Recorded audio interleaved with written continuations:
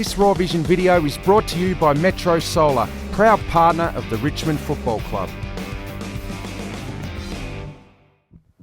G'day Tiger fans, welcome to Raw Vision thanks to Metro Solar. We're joined once again by Tim Clark, and Tim, the boys came very close to snaring the win on the weekend but unfortunately went down by 3 points to Collingwood. How'd you see the team's performance? We're really proud of the team, the coaches. We spoke after the game, and if it wasn't for our lapse in the second quarter where Collingwood really got on top, and probably the last 5 minutes of the first, we played a really good brand of football, and I think most of the people that would have come and watched the game and seen it on Channel 7 would have said the same thing. And unfortunately we couldn't get a win, and now that's our third game for the year where we have said to ourselves that we probably should have won the game. And despite the loss, you would be happy to see players like Matt McDonough, Nathan Gordon and Sam Lloyd bobbing up and kicking very valuable goals when needed, especially in the absence of tools such as McBean and Vickery. Yeah. After last week, we had 3 or 4 players that kicked goals, went up and played seniors or were injured. So to lose your forward line going into the game caused us some problems. But Maxie Bailey got his forwards training well during the week, and it gave a couple of them an opportunity to come and play again, some of our VFL players, and they stood up and provided us with a contest. But we struggled a little bit in that area. We just couldn't keep the ball inside our 50, and Collingwood were terrific in getting the ball out. And Matt Thomas shone around the contest. His competitiveness was demonstrated in 16 tackles and 7 clearances.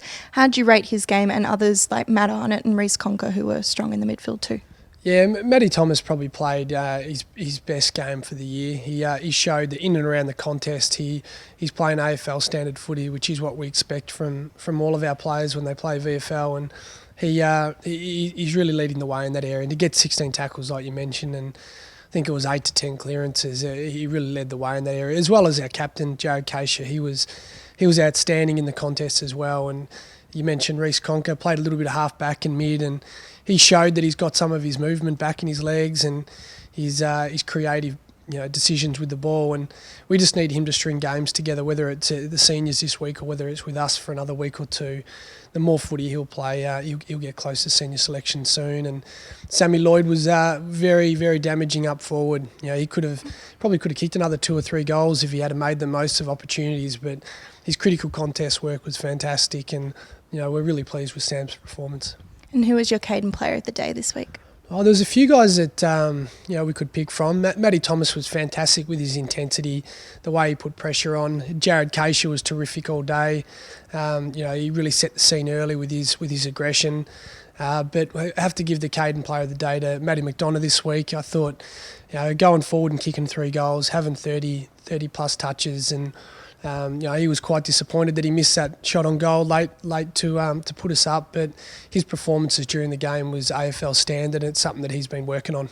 And a couple of players who didn't play on the weekend, Jason Castagna and Reece McKenzie. Can you give us an update on where they're at and why they missed on the weekend? Yeah, Reece was sick. So Reece got sick late in the week, so couldn't get up to play. And with our young guys, when they've played 5 or 6 games, it's good to give them a weekend off if they've had high training numbers and high game load. So Jace was a player that we rested this week, and he'll be back firing next week, and we're really excited about him because he's played some terrific footy over the last 4 weeks. And speaking of next week, we're coming up against Casey under lights on Saturday night. What are you expecting from them?